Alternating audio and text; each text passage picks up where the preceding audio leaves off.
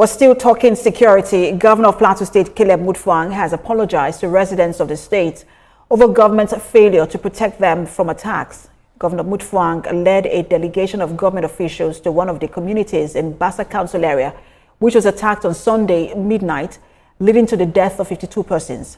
Senior reporter Funam Joshua was there and now reports.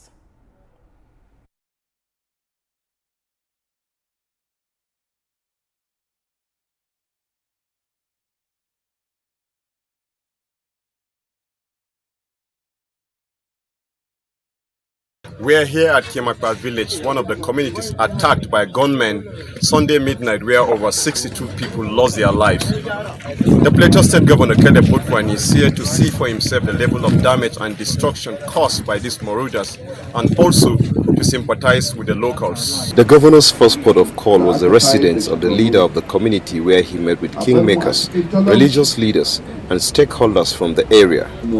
Mr. Mutfwang, while addressing the gathering, acknowledged that the government has failed in its guaranteeing the safety of its citizens against invaders and begged the locals to forgive them. The time has come for residents across all troubled communities to unite and take the matter of their security with seriousness, pledging that the state and federal government have intensified more proactive measures to prevent further reoccurrence of such dastardly acts in the area. The governor urges communities to rise up and do all within their power to defend and protect themselves against their attackers. We've come here together with the GOC, the Commissioner of Police, and the entire security apparatus in the state to reassure you that we are ever committed. I know that you have reason not to be happy with some of the operations in the past. But I want you to know that whatever lapses there are, we have taken decisions to correct them.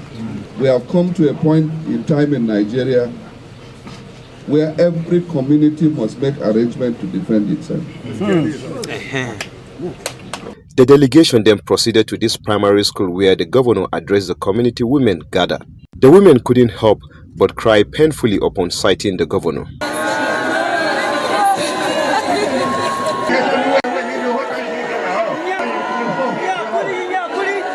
The former governor of Plateau State, John Ajang, condemned the attack. He commended President Bola Tinubu and Governor Mutfwang for the swift response given to the situation. On the narrative circulating that the attack was a communal clash, the former governor appealed to the president to have time with community leaders for first-hand information as opposed to false narratives of the situation. Funam Joshua, TVC News, Kwal. Inspector General of Police Kayode Egbetukun has condemned the killings in Bassa local government area of Plateau State. The IGP, accompanied by senior officers, including the Assistant Inspector General of Police in charge of the Police Mobile Force and the Commandant Police Staff College, Jos, visited the State Government House, where he commiserated with Governor Caleb Mutfwang and the people of the state. He assured that the police will put the best efforts to douse the rising tensions and apprehend the perpetrators. We will continue to work tirelessly until we're able to solve these problems. The criminals are exploiting the obvious fact that it is not possible for us to cover all the vulnerable communities in Plateau State with manpower. But what we cannot cover with manpower, we will look for other ways of covering them. This cannot be allowed to continue. I don't want to say much on this, but I would say that these criminal elements will soon be surprised, because I know that their days are numbered. Security analyst Dixon Osajo joins me on the news at 1. Good to have you join us. Thank you. So let me start more broadly before we come back to Plateau State. We've seen attacks now renewed attacks in Benue and Plateau State, as well as Borno State. What do you make of this? Is this an indication of a setback in our defense capabilities?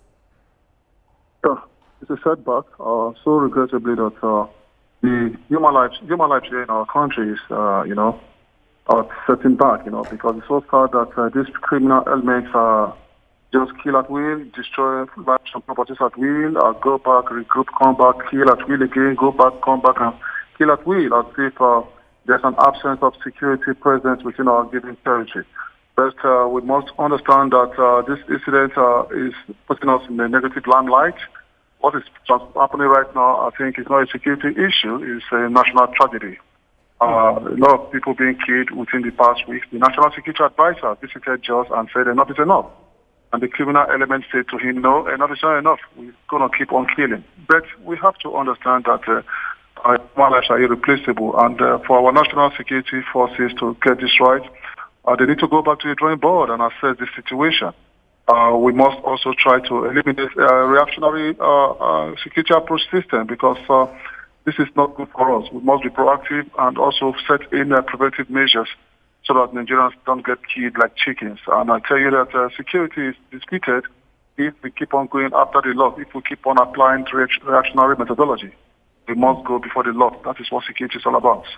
And that's the challenging part, the part where, security, the security architecture, leadership of the security architecture in Nigeria comes to condemn, and then, nothing really happens on the ground. But there is also confusion as to the nature of this crisis in Plateau State. We've spoken to several people from Plateau. Some say it is a farmer herders clash. Some say it is ethnic. Others say, look, it's just pure terrorism, that we see. But what's your thoughts on the nature of the crisis in Plateau State and how it should be addressed? Well, for me, I must tell you that I think what these guys try to achieve is to, first of all, embarrass the government or the sitting government of the day. I was very young. I was born in the north, Maiduguri precisely. I grew up in Sokoto State, and I was in this area. I can tell you for free that the killings of Nigerians in this northern region has taken a long time. For decades, there's been killing every now and then. It's just that we're not trying to, respond to this in a traditional way. But if you ask what is the way forward, I would tell you that the way forward is for us to, stop talking. We need to stop talking. We need to start acting, El Salvador was one of the most dangerous countries in the world. In 2019, when the president came out, he said, hey, we need to stop all this mess. And he created a form of terrorist measures whereby most of these criminals have been arrested, televised, and to send a form of deterrence to the public.